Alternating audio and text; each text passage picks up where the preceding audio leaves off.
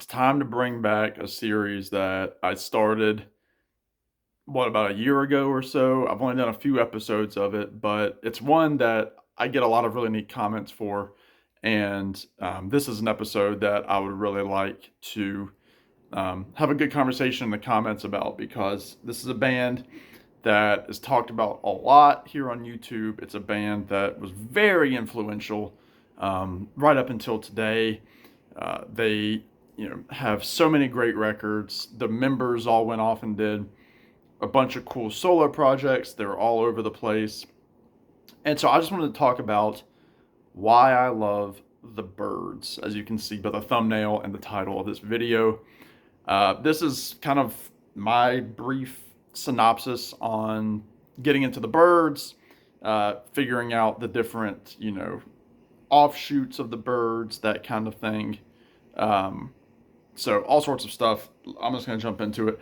I will say, going into it, I'm not going to be showing, I'm not going to really be showing Byrds affiliated projects like outside of the Byrds, with one exception, and you'll see what the one exception is and why it's in here. So I have records by Roger McGuinn. I have records by Chris Hillman, the Desert Rose Band. I have Graham Parsons, Gene Parsons, Gene Clark. I have, Flying Burrito Brothers, like all that kind of stuff. I have various records for. I'm not a completist yet with that stuff. That's something that I'm kind of wanting to do. But anyway, all I have to say is I'm going to be showing a couple of inspirational albums for me that got me into the Byrds music, show you some of my Byrds stuff, kind of talk about it briefly, and get out of here. So uh, I don't know what the moment was that I was like, "Ooh, I should listen to the Byrds." Obviously, growing up with my parents, I was listening to a lot of classic radio, oldie stations, classic rock stations, that kind of thing, and I first, I guess, heard the Byrds with their song, "Turn, Turn, Turn," and maybe "Mr. Tambourine Man." "Turn, Turn, Turn" for sure. I remember being in middle school and having "Turn, Turn, Turn" on my MP3 player growing up. I thought it was great. It had biblical themes to it. It was written by Pete Seeger, essentially straight from the book of Ecclesiastes. Kind of the definition of folk rock and what would be happening in the mid '60s, really. Um, so that was probably the first Byrds music that I ever heard. Actually, I could guarantee you, it was the first Byrds music that I heard that I remember in my mind there. So "Turn, Turn, Turn," like a lot of people, that's what they you know are started on with the Byrds. That "Mr. Tambourine Man," that kind of thing. Now, let me back it up a little bit.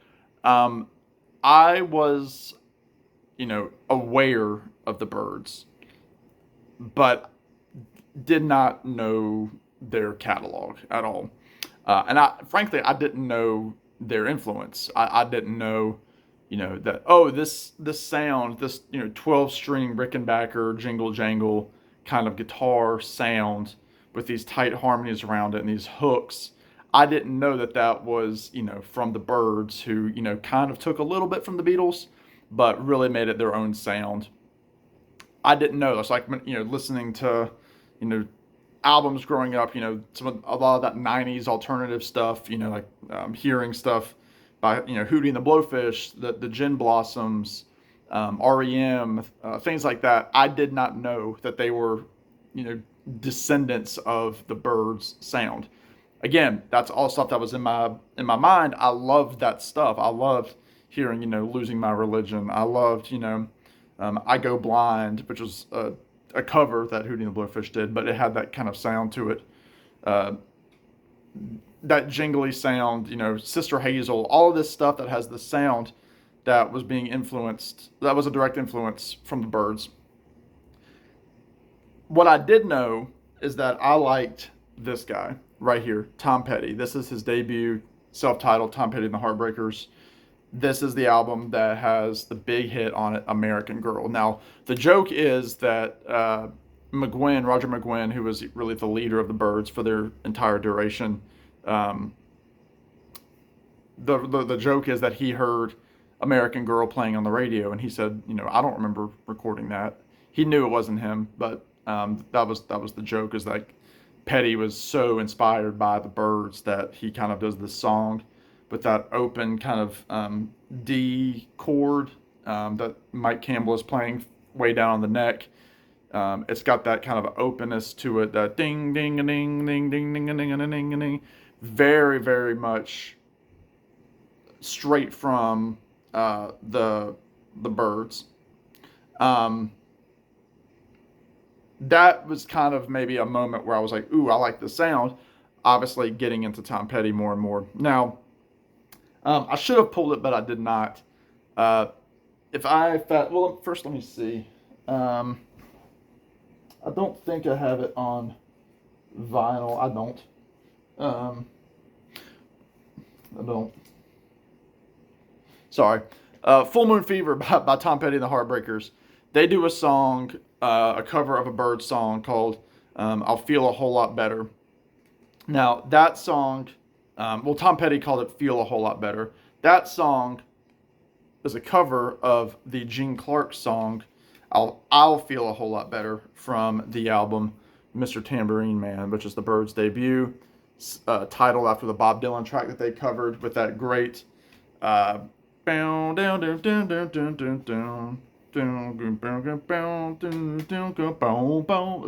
then like that great harmony with Gene Clark, David Crosby, and Roger McGuinn, Mr. Tambourine Man. But anyway, I heard the song I'll Feel a Whole Lot Better, Feel a Whole Lot Better, whatever you want to call it, on Full Moon Fever. And I was thinking, wow, that sounds like a great 60s song, not realizing at the time this would have been, my 8th grade year, 9th grade, not realizing that it was a Gene Clark song from the Byrds. So I soon quickly discovered that and absolutely fell in love with the song I'll Feel a Whole Lot Better. And could not decide whose version I liked better. Did I like the Byrds versions better? Did I like Tom Petty's version better? I just thought it was a great song. I listened to it all the time. And I love the Full Moon Fever record by Tom Petty. So that was a huge moment in opening up my eyes to the Byrds.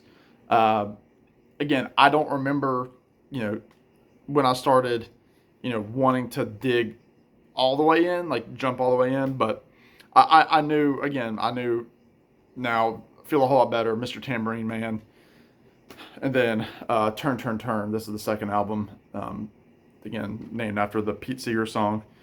But these are the albums that have that Byrds, jingle jangle. This album, Mr. Tambourine Man, has Bells of Rhymney, which I understand Chris Hillman from the Byrds, my buddy Tommy from Tommy's Musical Adventures gave me this information, that Chris Hillman said, if you want to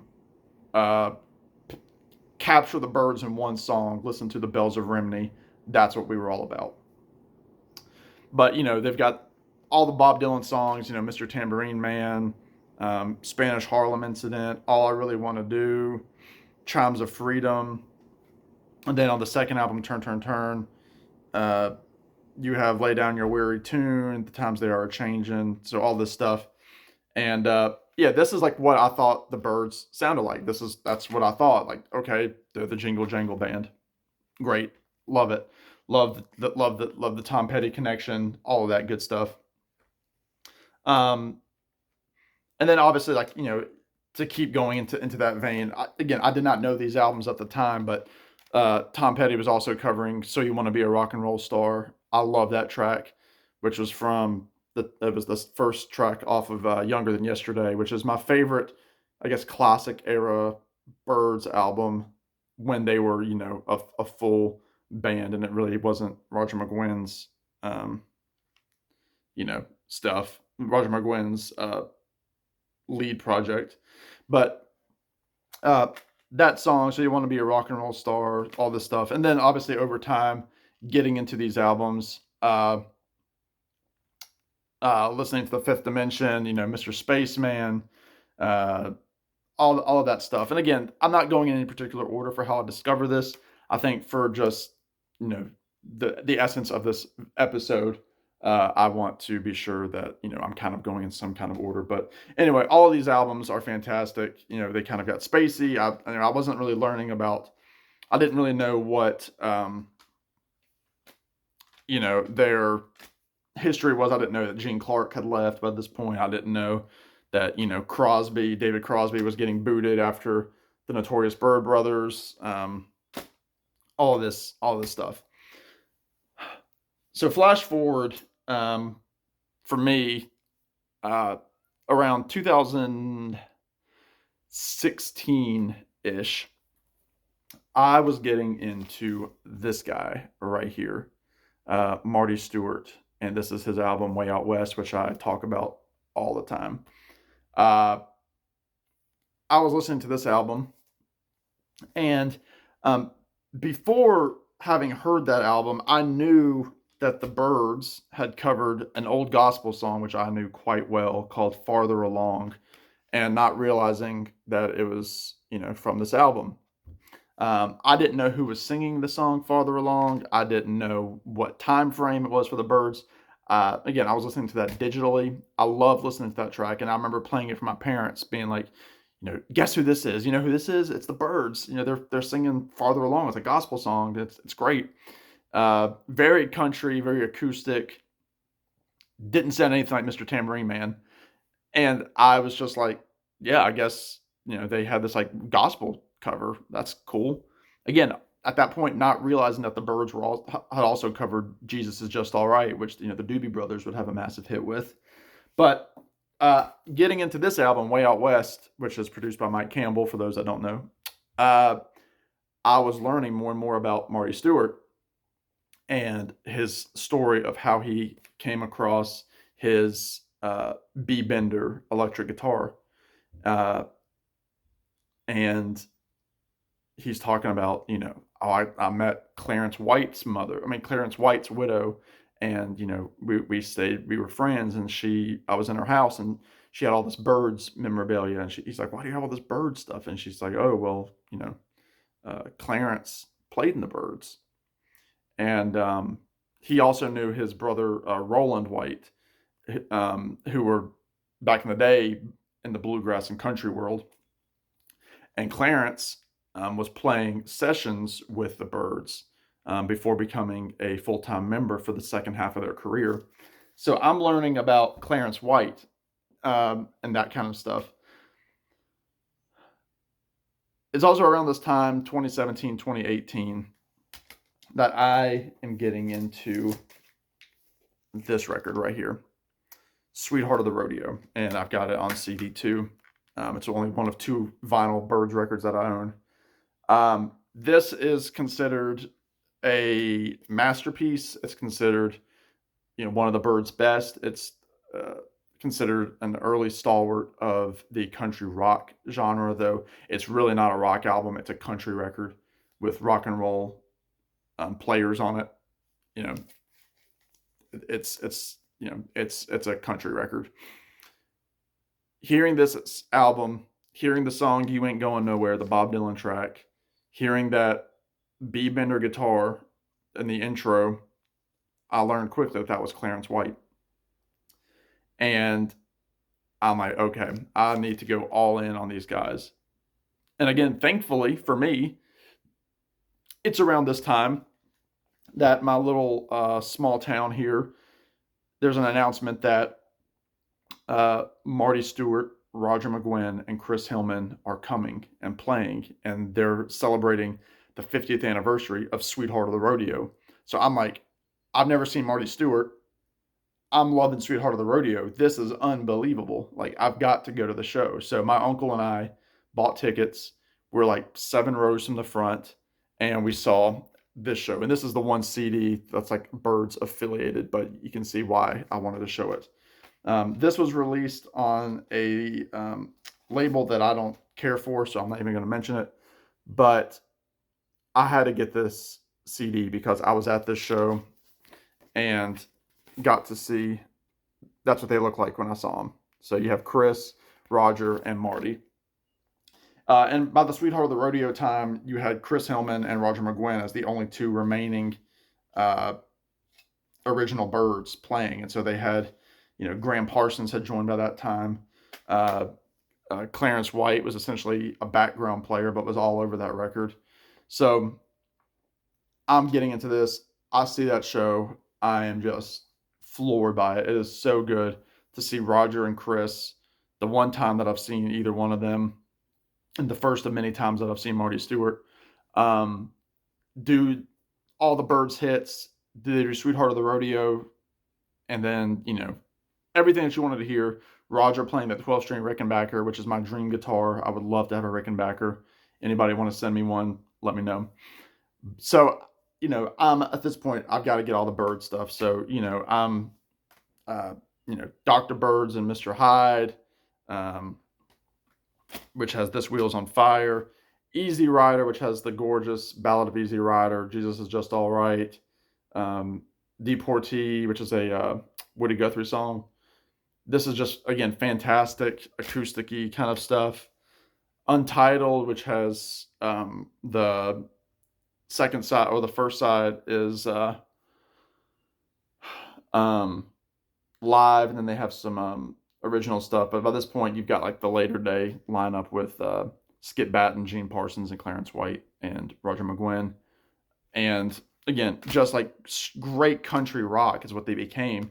Bird Maniacs. A lot of people consider this their worst. It's not too bad. I don't mind it. They do a version of Jamaica Say You Will by Jackson Brown. Farther Along, that's the last album by this lineup, which again, by this point, it's just Roger McGuinn after Sweetheart of the Rodeo from the original guys. And then the 5 original guys reunited for kind of a subpar album just called Byrds. A lot of people said this was just a bunch of leftover songs that the guys had that they didn't want. They didn't want to give away their good stuff for this one, because by this point, Crosby was already in Crosby, Stills and Nash. I think Chris Hillman was already in the Burrito Brothers. So they were they were doing their own thing, and Roger was doing his stuff after this very shortly. So yeah, I think the only other Byrds record that I have is this one. It's a comp called Pre-Flight. This is one of the 2 covers, and essentially has some of the early folk stuff, but also has stuff that would be on the first album or 2. But just knowing that the Byrds had this impact, and knowing the music that they made, I just was just an instant fan. I'm on a huge Byrds kick right now, which is probably one of the reasons I wanted to push for this video. So my history with the Byrds is not as deep as some of the other episodes. It's not like it was with Tom Petty or the Beach Boys or the Beatles or anything like that. The Byrds are a more one of like the first bands I really got into, deeply as an adult. So you don't have the history with them, but I also didn't realize that they had influenced so much of the music that I love. I mean, again, Tom Petty was like the #1 Roger McGuinn fan, producing some of his, later stuff. Heartbreakers would always record, covers of Byrds songs, So You Want to Be a Rock and Roll Star. On that Live from the Fillmore box set, they do It Won't Be Wrong. He co-wrote the song King of the Hill with Roger McGuinn off of the Rio album.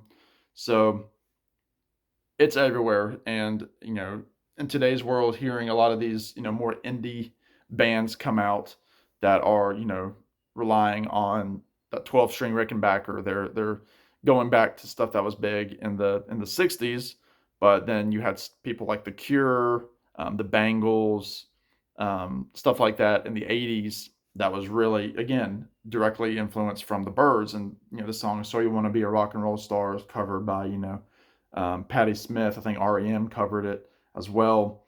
And they were just such a huge band, and they're not somebody that is talked about enough. I would love to see more Byrds content out there. But all I have to say is all the guys in the Byrds went out and did a bunch of cool stuff. Some of it was good, some of it was bad. But it all kind of, it all makes sense when you put it together, with these guys coming from, a lot of them coming from the folk and the country and bluegrass world. Chris Hillman playing with the Hillmen, as a bluegrass band. Clarence White with the was it the Kentucky Colonels playing, all of this intricate country, you know, soloing on an electric guitar, and with this, B bender that he put together with Gene Parsons, who was the last drummer of the Byrds. And yeah, and just, Gene Clark doing his stuff, and Graham Parsons with the short career that he had, doing the Burrito Brothers, and then his stuff with Emmylou Harris. I mean, it expands so wide, and I can't express enough how much these guys mean to me. I would love to hear what they mean to you. Let me know if any of you out there saw the original Byrds or any kind of configuration of the Byrds.